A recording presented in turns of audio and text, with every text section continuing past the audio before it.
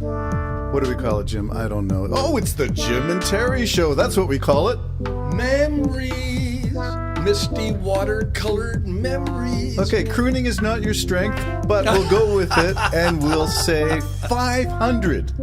500 shows under our belts. That's half 1,000. I don't know. Maybe we should run for politics now or something with the name like... You think we'd be famous? You'd think we would be After famous. 500 podcasts. 500 times we sat down across a table like this. Some of it was Skype.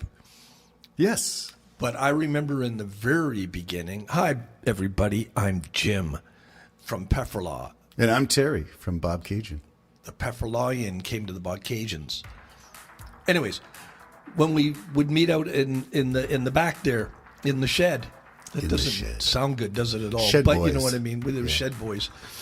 And good name for a band. Yeah, that was great. And we had a bee an invasion, and we had sometimes cool invasion. We had a heater out there. Invasion? I'm not sure where you're going with this. We're talking about 500 years of the Jim and Terry podcast. And yes, in the beginning, we had a different DAW. I did not have this. I used Cakewalk. My computer crashed. I had to get a whole new system.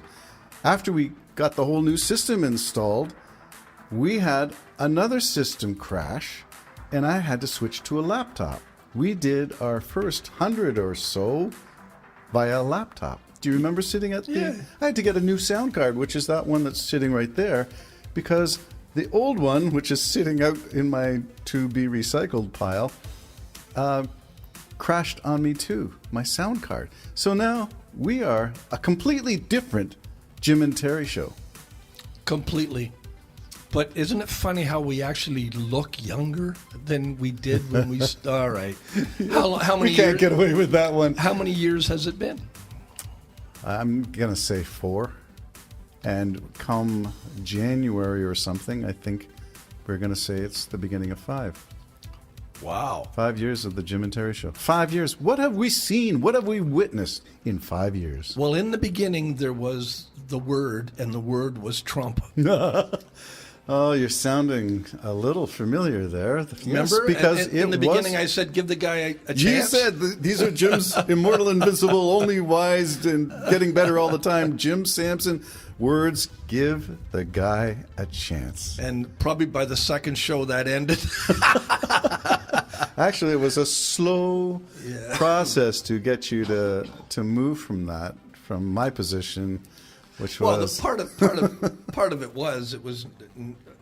You can turn that heater off if you are starting No, it's fine. There's never been a real battle here with each other, really, on... We didn't agree. We didn't agree. But there was no real battle, so, I mean, I can't even say that you swayed me. You didn't. It was him who swayed me, just by listening to him.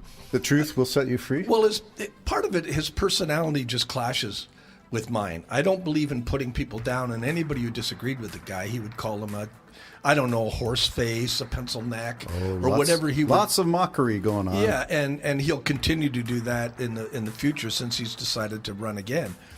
But it was Trump himself that switched me from, number one, liking the guy, but then let's see how the policies worked out. But I'm sorry, it got overflooded by his just, I guess now it would be called inadequacy. His incompetence-ness. Yes, and ignorance of the world, and a lack of really caring. Yeah, no empathy. Yeah. No empathy. So that makes sense. All right, so we started that many years ago with Trump in office. 2017 saw his inauguration. Yeah. Biggest crowds ever. Bigger than Obama's. He had to have the digs in at Obama for some reason. Yeah, and it's almost like when they were saying to the Russians who said, we didn't do this, we didn't do that, and one of the American generals said, Mr. Putin, you do know we have satellites, right? Like we can see what you're doing. We know what you're doing. And but Trump is the same way, isn't it? I mean, he's going to do it anyways. Yeah. Yeah. One of the things that we saw in our 4 years of podcasting is not just the arrival of Trump, and a great book being released this week is called The Divider, and that's written by some New York Times reporters. But his thing of dividing and revenge still are true. He's been out of office for nearly 2 years, and it's still revenge. Oh yeah, he would kill. I think if he could get away with it, I think he would kill. We know that he's had friends locked up, and those who were faithful and loyal to him. He turns on them in a minute. I find it interesting now that Ivanka and Jared are so far away from him, and they didn't even go to his announcement. His other son didn't either. It was, who went? Donald Jr.? Who went to Well, Donald Jr. seems to be the most rabid of them. I don't think it would be Eric, but you never know. It might have been Eric. Eric's trying to get Dad's attention, so maybe it's Eric. It was Okay. Eric, and he said, "Eric, stand up," and Eric stood up, Yeah, and he okay. looked serious, And, hard to take Eric seriously if you've ever listened to any of the kids speak. Yeah. And that's one of the things that you and I have come to experience ourselves is how can you tell?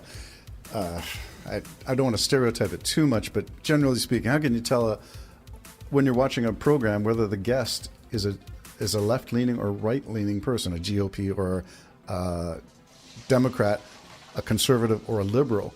And generally it's tone and body language that are the tip-offs. Angry words spoken with disdain and derision, putting people down, and that kind of attitude seems to be a tell. Yeah, I can't say no to that. I happen to be a conservative, as you know, but I can't say no to that. They seem to have a more angry bent to the arguments. And I can't even say that I'm exempt from that. I have to correct myself sometime when I'm firm in what I believe. And we do have some firm but beliefs. you get nowhere with that. No. You absolutely get nowhere with it. And it's taken me 403 years to get to that point. 499 podcasts. Yeah, that I realized that that's not how you get your message through. And a lot of messages I'm through this show and many I've learned to say this is not my fight, is my mantra. You've given up the reins of the need to be in control of the narration. Yeah, and I know that lots of times arguments don't change anything. If they do, people just walk away back to their group, and next thing, whatever you may have convinced them of, it's gone. It's gone. And so I'm trying to look at things as they are. I'm convinced that the whole world is deceived, but that's just me. Well, I have a family member who believes that the imminent return of Jesus, that's in the cards. And whether Trump ushers it in through chaos and division or whether he ushers it in because somebody believes he's God's man. Well, I believe it, but I've believed this for most of my life, that he could come anytime. You keep thinking, could things get any worse? And they seem to be able to get worse. They do. And one of the things is deception and the willingness to go to deception. And I'm going to say both sides, but I got to admit, within the Trump organization, that's dominated in absolute misinformation and all the rest of it. You can see it there. But now we've got the internet just clogged with people's opinions and so easy to find followers. Why can't we find followers, Jim? Well... I'm not sure that we want to. Maybe if I all of a sudden stated I was gay or something, we would, what I meant is shock the audience. The next thing you'll be bringing hammers and white undergitches. Yes, whatever that was you just said. That's a reference to Paul Pelosi. Oh, okay. The attack.